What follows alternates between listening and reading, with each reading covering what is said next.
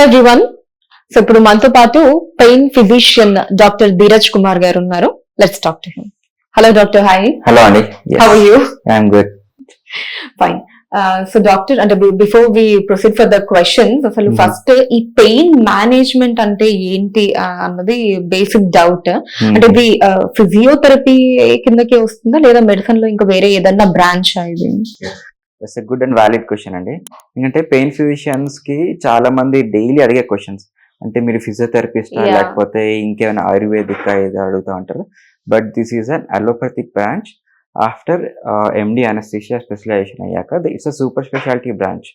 So pain management అంటే only MBBS and MD చేసిన వాళ్ళకే పెయిన్ మేనేజ్మెంట్ ఎలిజిబిలిటీ ఉంటుంది.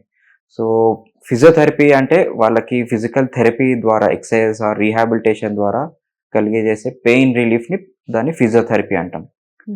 పెయిన్ మేనేజ్మెంట్లో నాట్ ఓన్లీ ఫిజియోథెరపీ అసిస్టెన్స్ ఉండడంతో పాటు మనకి కాజెటివ్ ఏంటి, what is the root cause.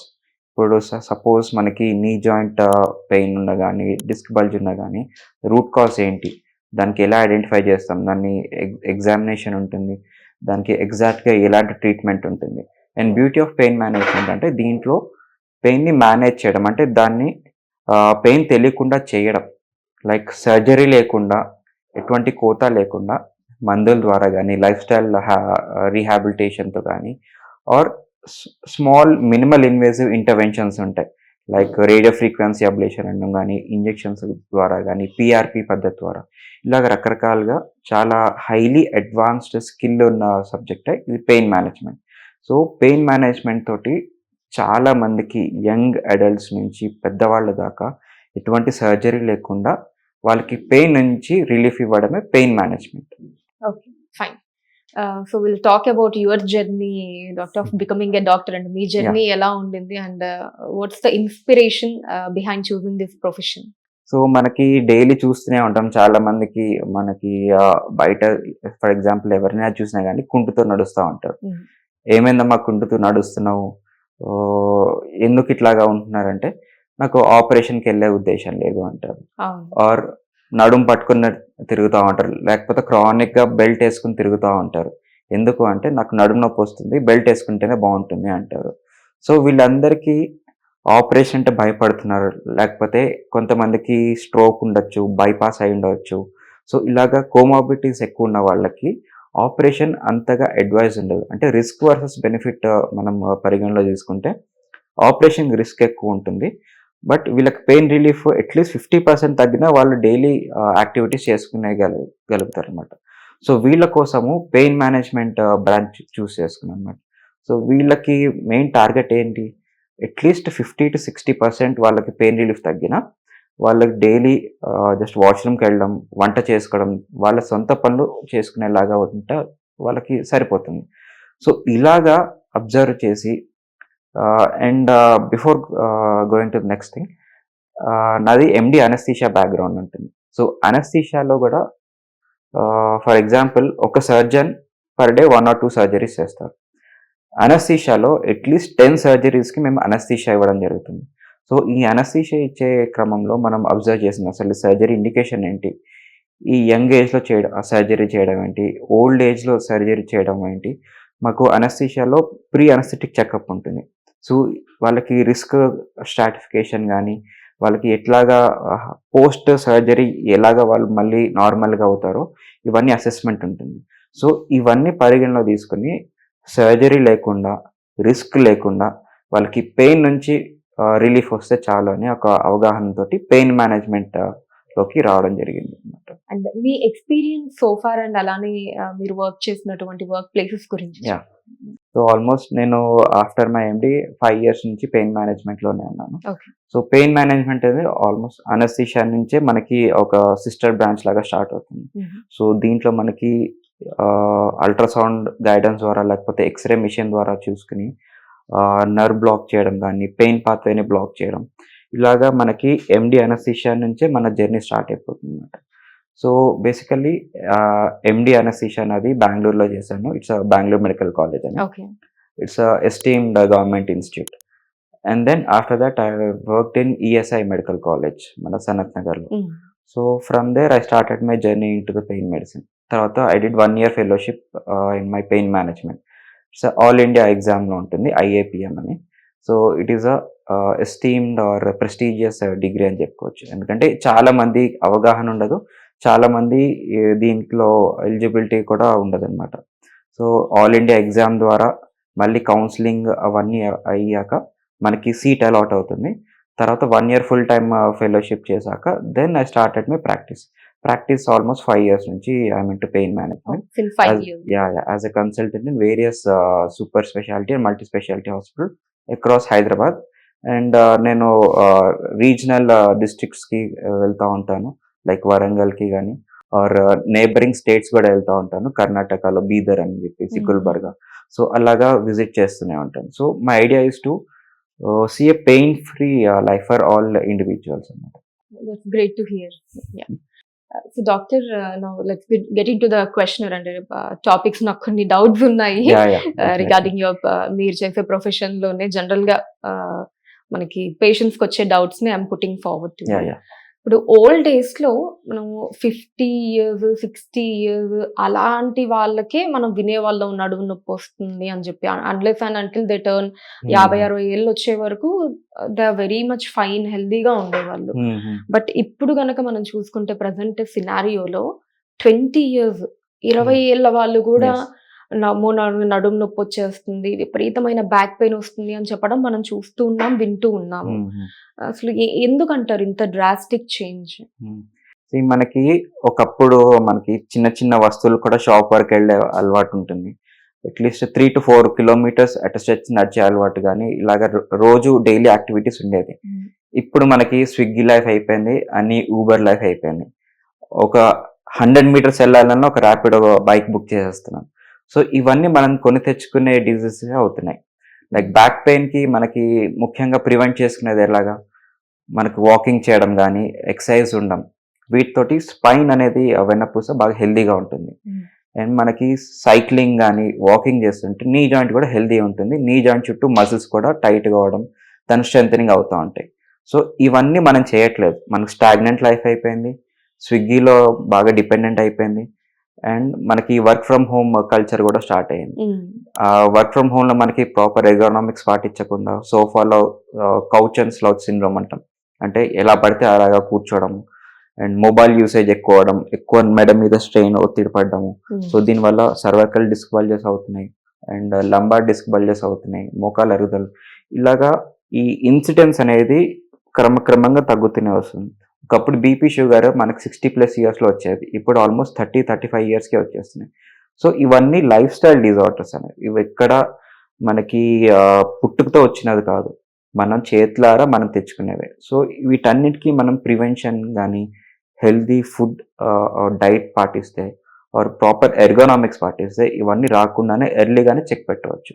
So మన ఛానల్ ఉద్దేశం అందరి ప్రజల్ని ఎడ్యుకేట్ చేయడం, ఎలాంటి ఫుడ్ తీసుకోవాలి, ఎలాగ ప్రివెంట్ చేసుకోవాలి, అండ్ పెయిన్ మేనేజ్మెంట్లో ఎలాంటి ఇంటర్వెన్షన్స్ ఉంటాయి, ఎలాంటి ట్రీట్మెంట్స్ ఉంటాయి, వేటికి మనము ట్రీట్మెంట్ చేస్తాం, ఆర్ ఒకవేళ ఇది ట్రీట్మెంట్ సరిపోకపోతే వేటికి మనము సర్జరీ ఇండికేషన్ ఉంటుందో, ఇవన్నీ ఎడ్యుకేషన్ చేయడమే మన ఛానల్ ముఖ్య ఉద్దేశం.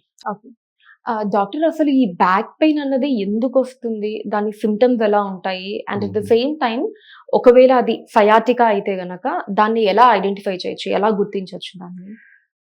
నడుము నొప్పికి రకరకాల కారణాలు ఉంటాయి, బట్ అవుట్కమ్ మాత్రం పెయిన్ లాగా మనకి కనిపిస్తుంది. So symptom could be pain, but causative could be due to disc bulges, or మనకి మజిల్ స్పాజం వల్ల వస్తుంది, ఆర్ మనకి వర్టిబ్రా బాడీ ఉంటుంది, వెన్నపూస దగ్గర బయట బోన్స్ ఉంటాయి, వర్టిబ్రా బాడీ, అది ఒకదాని మీద ఒకటి జాయింట్ లాగా పేరుకొని ఉంటుంది. ఆ జాయింట్లో వాపు వచ్చినా అరిగినా కానీ మనకు అవుట్కమ్ పెయిన్ లాగా బయటపడుతుంది.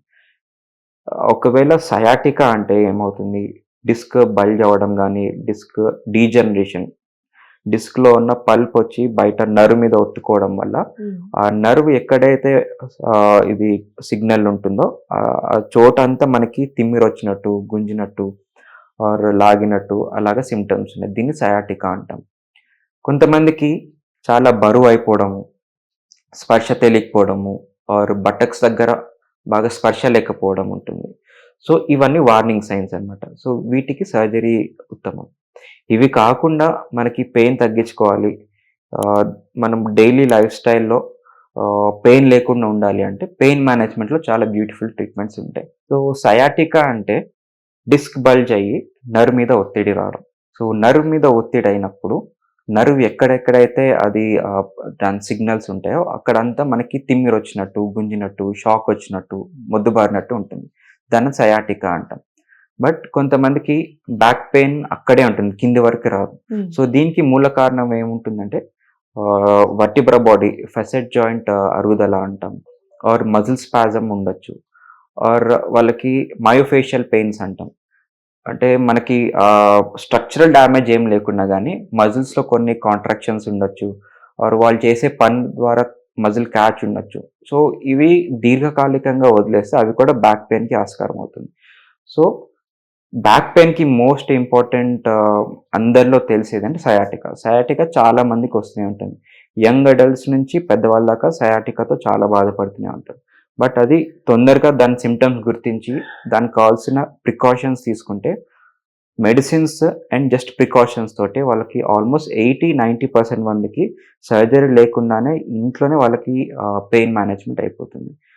ఓన్లీ 5-10% వాళ్ళకి మనకి ఇంజెక్షన్స్ అవసరం పడొచ్చు. లేదా సర్జరీ వరకు అవసరం పడొచ్చు. సో మన ముఖ్య ఉద్దేశం ఆహ్, అందరికీ సయాటికా సింప్టమ్స్ అంటే ఏంటి? దాని వార్నింగ్ సైన్స్ అంటే ఏంటి? వార్నింగ్ సైన్స్ అంటే కాళ్ళంతా మొద్దుబారిపోవడం, స్పర్శ తెలియకుండా పోవడం, ఈ బటక్స్ కిందంతా మనకి స్పర్శ తెలియకుండా లేవడానికి కాళ్ళంతా హెవీ అయిపోవడం, అండ్ యూరిన్ మోషన్ తెలియకుండా అవ్వడం.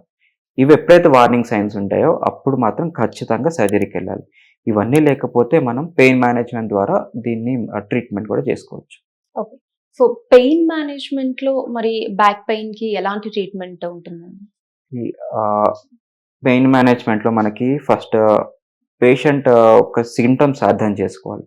వాళ్ళకి నొప్పి తీవ్రత ఎంతుంది? లైఫ్ స్టైల్‌లో వాళ్ళకి ఎంతగా అది బాధ పెడుతుంది? చాలా ఎక్కువుంది, సడన్ సింప్టమ్స్ వచ్చాయంటే దానికి వార్నింగ్ సైన్స్ ఉన్నాయా? అంటే కాళ్ళు మొద్దు బారిపోవడం, ఆర్ స్పర్శ లేకపోవడం, యూరిన్ మోషన్ తెలియకుండా లేకపోవడం. అవి ఉంటే సర్జరీకి పంపిస్తాం. లేదు అంటే ఆహ్, తీవ్రత ఎంతున్నది? మామూలుగా ఉందా? Mild, moderate, severe are pain score ఉంటుంది. మన పెయిన్ మేనేజ్‌మెంట్‌లో పెయిన్ స్కోర్ కూడా చాలా ఇంపార్టెంట్. విజువల్ అనలాగ్ స్కోర్ అంటాం. దాన్ని 0-10 ఒక స్కేల్‌లో ఉంటుంది. 10 అంటే అసలు తట్టుకోలేకపోవడం, సూసైడ్ చేసుకునేంత పెయిన్ ఉండడం. 0 అంటే కొంచెం అసలు పెయిన్ లేకపోవడం. 4-5 అంటే తట్టుకోగలేంత పెయిన్ ఉండడం. సో వాళ్ళకి 4-5 ఉందా? 7-8 ఉందా? 10 ఉందా? ఈ పెయిన్ స్కోర్ బట్టి వాళ్ళకి ట్రీట్మెంట్ అనేది డివైస్ చేస్తాం. ఒకవేళ మైల్డ్ టు మోడరేట్ అంటే 3-4 అలా ఉందనుకోండి, వాళ్ళకి life style changes, simple anti neuropathic medications, pain killers, over the counter pain killers తోటి వాళ్ళకి అట్‌లీస్ట్ మినిమల్ పెయిన్‌ని మనం కంట్రోల్ చేసుకోవచ్చు. ఓకే. 5-6 ఆర్ 5-7 ఉన్న వాళ్ళకి ఇంటర్వెన్షన్స్ ఉంటాయి. లైక్ ఒకవేళ డిస్క్ బల్జ్ ఉంటే డిస్క్ వచ్చి నర్వ్ మీద ఒత్తిడి అవుతుందో అక్కడ నర్వ్ రూట్ బ్లాక్ అంటాం. Selective nerve root block. So దానివల్ల నొప్పి తెలియకుండా ఆ నర్వ్ యొక్క కంప్రెషన్‌ని తగ్గిస్తామన్నమాట. So it's day care procedure. ఒక 15-20 మినిట్స్‌లో అయిపోయే ప్రొసీజర్. ఓకే. ఇమ్మీడియేట్‌గా పేషెంట్ ఇంటికి కూడా వెళ్ళిపోవచ్చు. వేరే ట్రీట్మెంట్స్ ఎలా ఉంటాయంటే అడ్వాన్స్ ట్రీట్మెంట్స్ ఉంటాయి. ఇది బేసిక్ ట్రీట్మెంట్. అడ్వాన్స్ అంటే డిస్క్ బల్జ్ అవుతుంది కదా! ఆ బల్జ్‌ని మనం ష్రింక్ చేసుకోవచ్చు. డిస్క్ సైజ్ పెద్దగయ్యి బల్జ్ అయినప్పుడు ఆ సైజ్ తగ్గించుకునేలాగా లేజర్ ట్రీట్మెంట్ ఉంటుంది. Or nucleoplasty treatment, radio frequency ablation treatment. ఇలాగ అడ్వాన్స్డ్ నీడిల్ ప్రొసీజర్స్ ద్వారా సర్జరీ లేకుండానే డిస్క్ సైజ్‌ని డీకంప్రెస్ చేసుకోవచ్చు. ఓకే. తద్వారా నర్వ్ రిలీజ్ అయిపోతుంది. ఇంకొంతమందికి పీఆర్‌పీ ట్రీట్మెంట్ కూడా సజెస్ట్ చేస్తూ ఉంటాం. పీఆర్‌పీ అంటే ఎనీ డ్యామేజ్ టిష్యూకి ఇది గ్రోత్ ఫ్యాక్టర్స్ అందించడం. సో డిస్క్ క్రాక్ అవ్వడం గానీ, డిస్క్ డీజనరేషన్, డిస్క్‌లో ఉన్న వాటర్ ఏమైనా తగ్గిపోయినా గానీ, వాళ్ళకి పీఆర్‌పీ చేస్తే డిస్క్ మళ్ళీ రిపేర్ అయ్యి, మళ్ళీ రీజనరేట్ అయ్యే ఆస్కారం ఉంటుంది. So okay. These are all advance treatments ఉంటాయి. సో కొంతమందికి సర్జరీ అయిపోయాక గూడా పెయిన్ వస్తుంటా ఉంటుంది. సో వాళ్ళకి కూడా పెయిన్ మేనేజ్‌మెంట్‌లో వండర్‌ఫుల్ ట్రీట్మెంట్స్ ఉంటాయి. సో వాళ్ళకి కార్డియల్ ఎపిడ్యూరల్ అడోషియోలైసిస్ అని అంటాము. ఆర్ వాళ్ళకి స్పైనల్ కార్డ్ స్టిమ్యులేటర్స్ అని ఉంటాయి. సో 4-5 సర్జరీస్ అయినా గానీ చాలా మందికి పెయిన్ మళ్ళీ తిరిగి వస్తూనే ఉంటుంది. వాళ్ళకి స్పైనల్ కార్డ్ స్టిమ్యులేటర్ అని చిన్న నీడిల్ ద్వారా ఒక వైర్ లాంటి స్ట్రక్చర్ వెన్నపూస మధ్య లేయర్స్లో పెడతాం అన్నమాట. సో దీనివల్ల వాళ్ళకి పెయిన్ తెలియకుండా వాళ్ళకి ఎలక్ట్రిక్ సిగ్నల్స్ ద్వారా పెయిన్ కవర్ చేస్తుంది. సో ఇలాగా ఇంజెక్షన్స్ కాకుండా మనకి మందుల ద్వారా ఉంటుంది, ఫిజియోథెరపీ ద్వారా ఉంటుంది, లైఫ్ స్టైల్ మోడిఫికేషన్స్ ఉంటుంది, and basic interventions nerve route blocks ఉంటుంది. వీటితో పాటు అడ్వాన్స్ ఇంటర్వెన్షన్స్ డిస్క్ లేజర్ కానీ, న్యూక్లియోప్లాస్టీ కానీ, radio frequency ablation, PRP injections ఉంటాయి. లాస్ట్కి పోస్ట్ సర్జరీ అయిపోయిన వాళ్ళకి స్పైనల్ కార్డ్ స్టిమ్యులేటర్స్ అనే డివైస్ ద్వారా వీళ్ళకి నొప్పి తీవ్రత బట్టి ఇలాగా డివైస్ చేస్తూ ఉంటాం అనమాట. So these are all basic to advance treatments for back pain in pain management. Maximum surgery అన్నది అవసరం లేకుండా పెయిన్ మేనేజ్మెంట్ లో దాన్ని ట్రీట్ చేయడం జరుగుతుంది. ఓకే. అండ్ డాక్టర్ అలానే అసలు ఈ బ్యాక్ పెయిన్ కి ఎటువంటి ఫుడ్ ఆర్ డైట్ ఫాలో అయితే అసలు బ్యాక్ పెయిన్ రాకుండా జాగ్రత్తలు తీసుకోవచ్చు? సో బ్యాక్ పెయిన్కి ఫుడ్ ద్వారా మనకి ముఖ్యంగా కొన్ని సప్లిమెంట్స్ ఇంపార్టెంట్. లైక్ మనకి vitamin D, omega three fatty acids, calcium, vitamin C, and వీటితో పాటు B12 వైటమిన్. సో ఇవన్నీ పుష్కలంగా ఉండే డైట్ తీసుకోవాలి. లైక్ మనకి ఫ్రెష్ ఫ్రూట్స్, ఫ్రూట్స్లో మనకి ముఖ్యంగా వైటమిన్ సి కంటైనింగ్ మనకి సంతర కానీ, రుగ్వావా, పొమగ్రనేట్, వీటిలో వైటమిన్ సి ఉంటుంది. అండ్ వీటితో పాటు మనకి స్ట్రాబెర్రీ, బ్లూబెర్రీస్, రాస్బెర్రీస్, వీటిలో కూడా వైటమిన్ సి చాలా అద్భుతంగా ఉంటుంది. సో ఈ వైటమిన్ సి తోటి మనకి ఇన్ఫ్లమేషన్ అనేది తగ్గుతుంది. ఎప్పుడైనా ఇన్ఫ్లమేషన్, వాపు ఉంటేనే మనకి పెయిన్ అనే సిగ్నల్స్ కాజ్ చేస్తూ ఉంటాయి. సో ఈ యాంటీ ఇన్ఫ్లమేషన్ ద్వారా మనకి పెయిన్ని కంట్రోల్ చేసుకోవచ్చు. అండ్ వీటితో పాటు వైటమిన్ డి కూడా చాలా ఇంపార్టెంట్. వైటమిన్ డి తక్కువ ఉంటే బ్యాక్ పెయిన్ ఇన్సిడెన్స్ చాలా డబుల్ అయిపోతుంది. సో వైటమిన్ డి అనేది యాంటీ ఇన్ఫ్లమేషన్ ఉంటుంది, నర్వ్ హీలింగ్ ఉంటుంది, జాయింట్స్ని అండ్ మజిల్స్ని గట్టిగా చేస్తుంది. సో ఓవరాల్గా వైటమిన్ డి మనకి జాయింట్స్ని అరగకుండా, మజిల్స్ని డ్యామేజ్ చేయకుండా ప్రివెంట్ చేస్తుంది, బాడీ అంతా హెల్దీగా ఉంచుతుంది. సో వైటమిన్ డి కూడా చాలా ఇంపార్టెంట్. వైటమిన్ డి మనకి సన్ రేస్ ద్వారా వస్తుంది, ఆర్ మనకి క్యాప్సూల్స్ ద్వారా కూడా తీసుకోవచ్చు. అండ్ సన్ రేస్ ముఖ్యంగా మనకి మధ్యాహ్నం 12 o'clock to 2 o'clock important. At least 15-20 minutes sun exposure ఉంటే మనకి చాలా బెనిఫిట్ ఉంటుంది. So this is vitamin D. కానీ జనరల్ గా అయితే ఎర్లీ మార్నింగ్ సన్ రైస్ మంచిది అంటారు కదా. ఎర్లీ మార్నింగ్ లో మనకి అల్ట్రా వైలెట్ రేస్ అనేవి ఎగ్జాక్ట్ గా మనకి స్కిన్ లోకి పెనిట్రేట్ అవ్వవు. మన స్కిన్ లో పెనిట్రేట్ అవ్వాలంటే దట్ ఈస్ 12 to 2 o'clock ఆ wave length of ultra violet waves మనకి వస్తాయి. అప్పుడే మన బాడీలో ఉన్న కొలెస్ట్రాల్ కానీ, కొవ్వు, దాన్ని విటమిన్ డిగా సింథసిస్ చేసి మనకి వైటమిన్ డి లెవెల్స్ పెంచుతుంది. సో మార్నింగ్ అంత యూజ్ ఉండదు. సో మనకి చాలా మంది అనుకునే ఉంటాం మార్నింగ్ వైటమిన్ డి వస్తుందని. లేదు, టెక్స్ట్ బుక్స్లో ఏముంటుందంటే 11 to 3 o'clock అనేది. But usual 12 to 2 at least 15 minutes per day exposure ఉన్న చాలు. వైటమిన్ డి డెఫిషియన్సీ వల్ల ఆల్మోస్ట్ 80 to 90% మంది జాయింట్ పెయిన్స్ తోటి కానీ, బ్యాక్ పెయిన్స్ తోటి చాలా బాధపడుతూ ఉంటారు. సైంటిఫికల్ ఎవిడెన్స్ కూడా ఉంది ఇట్లాగా వైటమిన్ డి వల్ల చాలా రకరకాలుగా పెయిన్స్ వస్తూ ఉంటాయని. సో చాలా అంత ఇంపార్టెంట్ వైటమిన్ డి. అండ్ వీటితో పాటు కాల్షియం. సో కాల్షియం కూడా మనకి బాడీలో మజిల్స్ రెగ్యులేట్ చేస్తుంది, జాయింట్స్ని దృఢంగా ఉంచుతుంది. సో కాల్షియం డైటరీ సోర్సెస్ మనకి మిల్క్ ద్వారా ఉంటుంది, చీజ్ మెటీరియల్స్ ద్వారా ఉంటుంది, అండ్ వేగన్ ఫుడ్ వాళ్ళకైతే మనకి మునగాకులో ఉంటుంది. సో ఇలాగ రకరకాలుగా మనం కాల్షియం కూడా తీసుకోవచ్చు. అండ్ వీటితో పాటు B12 అనేది బాగా ఆకుకూరల్లో ఉంటుంది. ముఖ్యంగా మనకి స్పినాచ్ కానీ or any other green leafy వెజిటేబుల్స్లో మనకి B12 చాలా అధికంగా ఉంటుంది. సో B12 రోల్ ఏంటి అంటే నర్వ్ హీలింగ్ ఆర్ నర్వ్ సిగ్నలింగ్కి బాగా తోడ్పడుతుంది. సో డ్యామేజ్ అయ్యే నర్వ్కి మళ్ళీ హీలింగ్ అయ్యే కెపాసిటీ B12 ద్వారా ఉంటుంది. సో క్రానిక్ B12 డెఫిషియన్సీ ఉన్న వాళ్ళకి కూడా వాళ్ళకి నరాల నొప్పి లాగా సిమ్టమ్స్ ఉంటాయి. సో వాళ్ళకి B12 అనేది బ్లడ్ టెస్ట్ చేస్తే వాళ్ళకి చాలా లో ఉంటుంది అన్నమాట. సో వాళ్ళకి ఓన్లీ B12 కరెక్షన్ చేస్తే వాళ్ళకి బ్యాక్ పెయిన్ కానీ ఆ నరాల నొప్పి కూడా తగ్గిపోతుంది. సో అంత డిఫరెన్స్ మనకి B12 ద్వారా ఉంటుంది. అండ్ వీటితో పాటు యాంటీ ఇన్ఫ్లమేటరీ ఫుడ్స్ ఉంటాయి. లైక్ ఆల్రెడీ ఫ్రూట్స్ డిస్కస్ చేసుకున్నాం, ఇన్ఫ్లమేషన్ తగ్గించేవి. ఈ ఫ్రూట్స్ కేటగిరీలోనే ముఖ్యమైనవి యాపిల్ కానీ ఆర్ మనకి బెర్రీ ఫ్రూట్స్ కానీ ఆర్ లిచీస్, కివీ ఫ్రూట్స్, వీటన్నిటికీ ఇన్ఫ్లమేషన్ తగ్గించే గుణం ఉంటుంది. ఓకే. అండ్ మనకి సౌత్ ఇండియన్స్ ఎస్పెషల్లీ మన ఇళ్లలో ఉండేది పసుపు. ఈ పసుపులో కూడా చాలా యాంటీ ఇన్ఫ్లమేటరీ ప్రాపర్టీస్ ఉంటాయి. అండ్ పసుపులో ఇంకా ఇంపార్టెంట్ థింగ్ ఏంటంటే it's a pain killer. So న్యాచురల్గానే మనకి పెయిన్ నుంచి నివారణ కూడా చేస్తుంది. సో జాయింట్స్ని వాపు లేకుండా ఉంచుతుంది. జాయింట్లో ఉన్న నొప్పిని కూడా ఈ పసుపు తోటి బాగా చెక్ పెట్టవచ్చు. పసుపు మనం పాలల్లో విత్ బ్లాక్ పెప్పర్ తీసుకుంటే దాని అబ్జార్ప్షన్ ఇంకా బెటర్గా ఉంటుంది. These are all dietary precautions. Okay. Doctor, ఇందాక టాకింగ్ అబౌట్ పిఆర్పి ప్రొసీజర్ లో భాగంగా, సో అసలు పిఆర్పి అంటే ఏంటి అన్నది now let's talk in detail. And అలానే దాని యూజెస్ ఎలా ఉంటాయి? సో పిఆర్పి అంటే platelet rich plasma. For example ఒక బ్లడ్ శాంపిల్ తీసుకున్నాను రిపోర్ట్, దాంట్లో ప్లేట్లెట్ కౌంట్స్ వస్తే 2 lakhs to 3 lakhs యావరేజ్గా ఉంటుంది.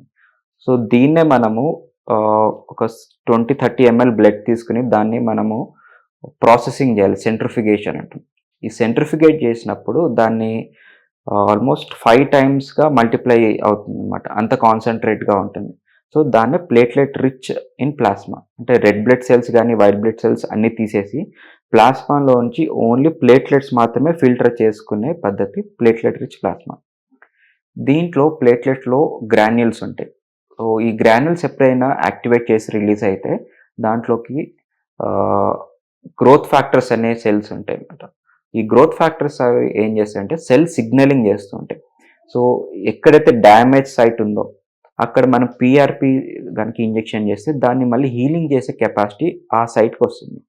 ఫర్ ఎగ్జాంపుల్ యూజువల్లీ మనకి తెలిసిందంటే హెయిర్ రీగ్రోత్కి బాగా యూజ్ చేస్తూ ఉంటాం. సో దీంట్లో ఏంటి, డార్మెంట్ హెయిర్ కానీ ఆర్ బేబీ హెయిర్ అంటాము, డ్యామేజ్ హెయిర్ ఏదైతే ఉందో అక్కడ ఆ స్కాల్ప్లో కనుక ఆ సైట్లో ఇంజెక్షన్ చేస్తే అక్కడ హెయిర్ గ్రోత్ చాలా బాగుంటుంది. సో అదే మనకి ప్రిన్సిపల్ పెయిన్ మేనేజ్మెంట్లో కూడా యూస్ చేస్తూ ఉంటాం. లైక్ ఫర్ ఎగ్జాంపుల్ మనకి క్రికెటర్స్ ఉంటారు, వాళ్ళు ఫాస్ట్ బౌలర్స్ ఉంటారు, వాళ్ళకి షోల్డర్ పెయిన్ చాలా ఫ్రీక్వెంట్గా వస్తుంటుంది. షోల్డర్ పెయిన్ వచ్చినప్పుడు వాళ్ళకి రొటేటర్ కఫ్ ఇంజురీస్ అని బాగా వింటూనే ఉంటాం, టెండినోపతీస్ అంటాం. సో వీళ్ళకి కూడా టెండాన్ ఇంజురీ అయిన చోట మనకి పిఆర్పి కనుక ఇంజెక్షన్ చేస్తే ఆ టెండాన్ మళ్ళీ హీల్ అయిపోతుంది. సో ఇలాంటి వండర్ఫుల్ ప్రాపర్టీస్ పిఆర్పిలో ఉంటాయి. సో అదే ప్రాపర్టీ మనం మోకాళ్ళ అరుగుదల కూడా వాడుతున్నాం. సో కార్ట్లేజ్ ఏదైతే డ్యామేజ్ ఉందో అంటే 100% కార్ట్లేజ్ డ్యామేజ్ అయ్యి ఆల్మోస్ట్ స్టేజ్ 4లో ఉంటే అంతగా యూజ్ ఉండదు. స్టేజ్ 3 or 3 to 4 వరకు కొంతవరకు పెయిన్ కూడా తగ్గిస్తుంది. జాయింట్లో ఉన్న కార్ట్లేజ్కి హెల్తీ చేస్తుంది, సైనోవియంకి మంచి న్యూట్రిషన్ ఇస్తుంది. సో ఓవరాల్గా జాయింట్ని హెల్తీగా ఉంచడంతో పాటు లోపల ఉన్న ఇన్ఫ్లమేషన్ తగ్గిస్తుంది, కార్ట్లేజ్ని ఏదైతే డ్యామేజ్ పార్ట్ ఉందో దాన్ని మళ్ళీ హీల్ చేసే గుణం కూడా ఉంటుంది. సో ఇలాగా పెయిన్ మేనేజ్మెంట్లో PRP top to bottom anywhere we can use.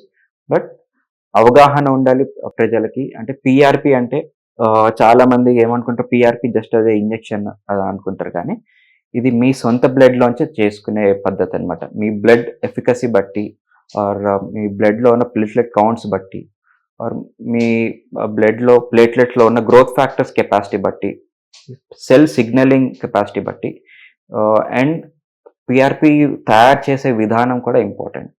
Correct type of sampling తీసుకోవడం, ఇన్ఫెక్షన్ లేకుండా ఎసెప్టిక్ ప్రికాషన్స్ తీసుకోవడం, అండ్ సరి అయిన మెషిన్స్ కానీ ఎక్విప్మెంట్స్ వాడడం. సో ఇవన్నీ పరిగణలో తీసుకుంటే దాని రిజల్ట్స్ అనేది వేరియింగ్ అవుతూ ఉంటాయి. సో కొంతమందికి ఆల్మోస్ట్ 70 to 80% వాళ్ళకి పెయిన్ పిఆర్పి ద్వారా తగ్గిపోతుంది, కొంతమంది 30% వరకు తగ్గచ్చు, కొంతమందికి అసలు తగ్గకపోవచ్చు. సో ఇవన్నీ ఇండివిజువల్ బట్టి ఉంటుంది, మనం చేసే మెకానిజం బట్టి ఆర్ డిరైవ్ చేసిన ప్లేట్లెట్ క్వాంటిఫికేషన్ బట్టి పిఆర్పి రిజల్ట్స్ కూడా ఉంటాయి. ఓకే. అండ్ డాక్టర్, అసలు ఏదైనా టిప్స్ చెప్తారా ఈ ఐటీ వాళ్ళకి కావచ్చు లేదా females above 30 post menopause phase లో ఉండేటటువంటి ఉమెన్స్ కి కావచ్చు, సో వీళ్ళకి ఎనీ టిప్స్? ఎస్. సో ఈ యంగ్ అడల్ట్స్ అండ్ వాళ్ళ ఎస్పెషల్లీ వాళ్ళ ఐటీలో బాగా ఎంప్లాయీస్ ఉంటారు.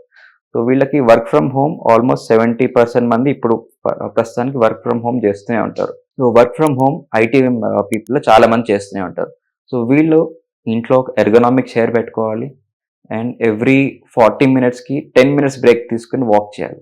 Continuous sitting are prolong sitting position వల్ల వాళ్ళకి డిస్క్లో ప్రెషర్ ఎక్కువ అయిపోవడం, సో దానివల్ల డిస్క్లో అరుగుదల రావడం, డిస్క్ డ్యామేజ్ అవ్వడం, డిస్క్ బల్జెస్ అవ్వడం, సో ఇవన్నీ అవుతూనే ఉంటాయి.